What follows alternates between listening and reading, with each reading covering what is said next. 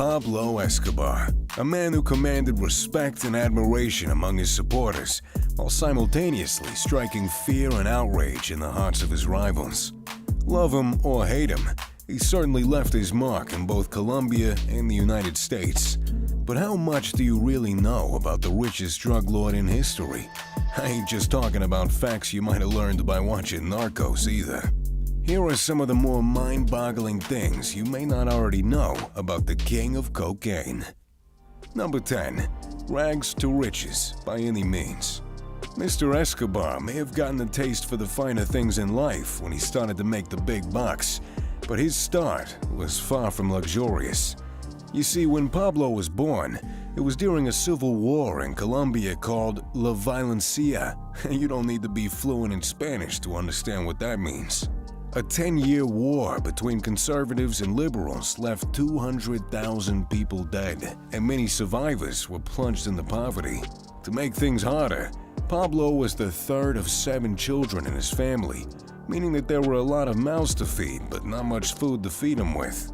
Pablo's brother, Roberto Escobar, recalled that his brother was a thinker and the quiet child of the family. One of Pablo's early money-making schemes involved robbing tombstones, scratching off the names of the deceased and reselling them. Turns out there's not a huge market for secondhand gravestones though, so inevitably the drugs took over as Escobar's main product. Number 9. A major supplier. Pablo's new line of business had plenty of repeat customers, the majority of whom lived in the United States and were willing to pay a premium for his addictive goods. Demand for cocaine surpassed the demand for coffee, and the Medellin cartel was smuggling up to 15 tons of it into the States every day. Escobar would pay inspectors and border guards to look the other way, lest they choose the wrong option when confronted with Pablo's famous phrase, plata o plomo, which roughly translates to, take my silver, but take my lead. Let's just say anyone who held up Escobar's supply line swiftly disappeared. Experts say that 80% of America's cocaine was at one point supplied by Escobar's cartel. And his supply line consisted of 142 planes, 20 helicopters, 32 yachts, and 141 homes and office buildings. Number 8. Pilot paydays. Of course, even with most people looking the other way, Escobar needed people who were willing to fly his product to the United States and take the risk of getting caught. The man himself actually accompanied his first few deliveries as far as Panama, but soon gathered a few trusted pilots who would fly all the way to the U.S. on his behalf. Their planes would have their tires filled with cocaine, which would then be swapped for cash upon delivery and returned to Colombia. Sometimes the cartel would export jeans to the United States too. Jeans which had been soaked in liquid cocaine to be extracted and sold once they'd reached their destination. Crazy stuff. Number 7. Forbes' finest. After building his lucrative empire, Mr. Escobar started mixing with some esteemed company and even tried to become a legitimate politician at one point. In 1987, when his net worth was estimated at over $2 billion, he appeared on the Forbes richest list for the first time among the world's 100 wealthiest people. Forbes described him as a husky 5'6" man normally given to rugby shirts, chino pants, and sneakers. They also called him a prime example of Colombian paisa, an aggressive, unsentimental country hustler. Another founding father of the Medellin cartel, Jorge Luis Ochoa Vasquez, also appeared on the list as the second of only 2 Colombian billionaires to appear on it. Even after receiving 3 federal indictments in America, Escobar was able to keep his place on Forbes' rich list for 7 years running. Funnily enough, Forbes even predicted his downfall in 1993, saying, "We suspect that, as have his fellow drug lords, the Ochoa brothers, now languishing in jail, Escobar will soon leave this list. Perhaps this earth." Number 6. A home for hippos. Remnants of Escobar's legacy can still be found in the country today, but I bet you didn't think one of them would be a group of wild hippopotami. That's right, The cartel boss had his very own zoo within his 5,000-acre estate, known as the Hacienda Napoles. It contained plenty of exotic animals, including antelope, ostriches, elephants, giraffes, and hippos. When Escobar was taken out, many of the animals were given a new home.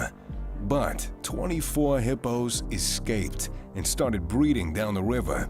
Dubbed the cocaine hippos, they're now the largest group of wild hippos outside of Africa and have even been featured on National Geographic. Get a load of that.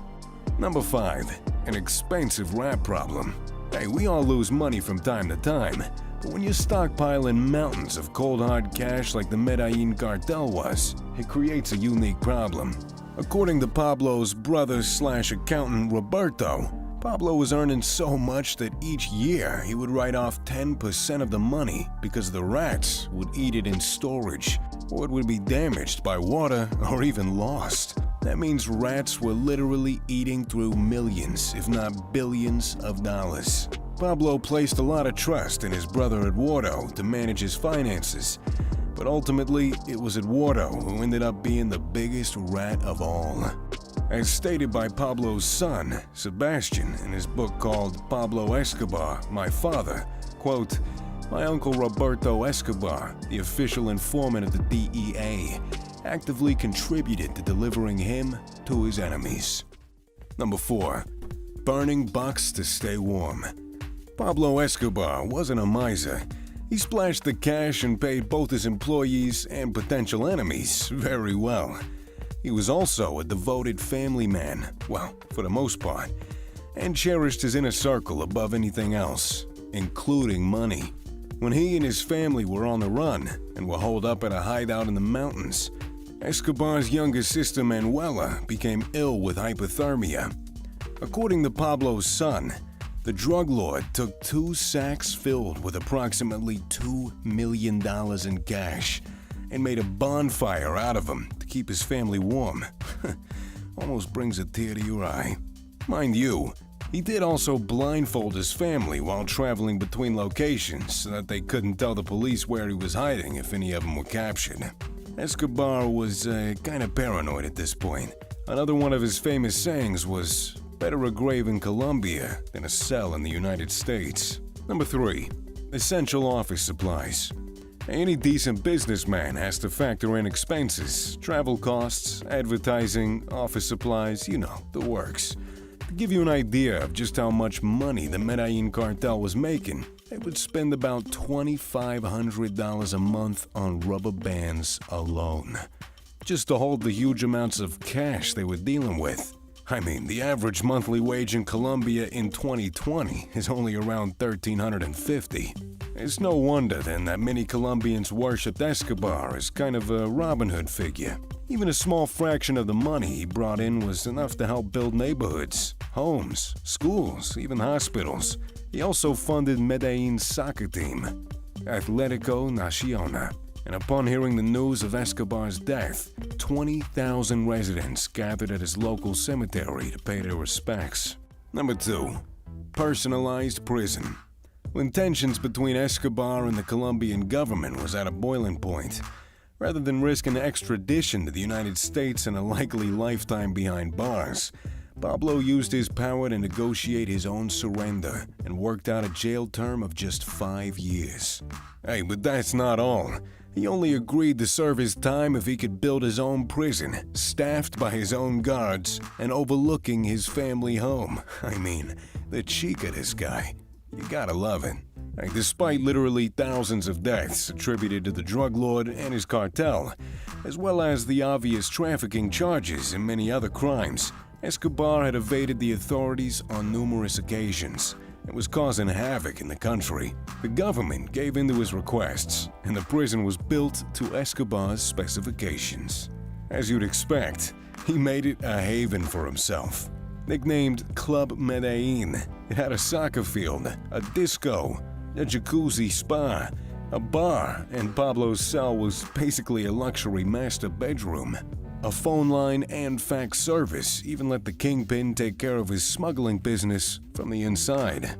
After reports of his cushy lifestyle and gang-ordered executions came to light, The Colombian government tried moving Escobar to a military facility. Well, that didn't go so well. A shootout during the transfer allowed Pablo and his men to escape through the mountains and go on the run once more. Number 1. Buried treasure. Now obviously, Pablo's net worth was pretty huge. It was estimated to be around $30 billion at one point. But the truth is that nobody knows for sure just how much he really earned. A lot of the money he made is still unaccounted for, and the DEA reckon there could be as much as $1.3 billion still buried somewhere on Colombian soil. I mean, the country's own government have already found more than $100 million worth of guns, gold, jewels, and straight-up barrels of cash that were buried by Escobar and his associates. They're even using sonar and lots of fancy digging technology to try and locate the rest of his fortune. Hey, I don't know about you guys, but I'm fancying myself a quick trip to Colombia with a metal detector and a shovel. I mean, it would be a shame if all that dollar ended up lining the pockets of some dodgy politicians rather than the hard-working man. And just like Pablo's empire when he was finally gunned down on the rooftops of Medellin, this video is over. Hey, if you learned something new, then how about showing some respect and hitting that like button? And you should also subscribe too while you're at it. We got a whole lot more videos coming soon and you ain't gonna wanna miss them. Trust me. Thanks for watching, folks, and I'll see you in the next one. Take it easy.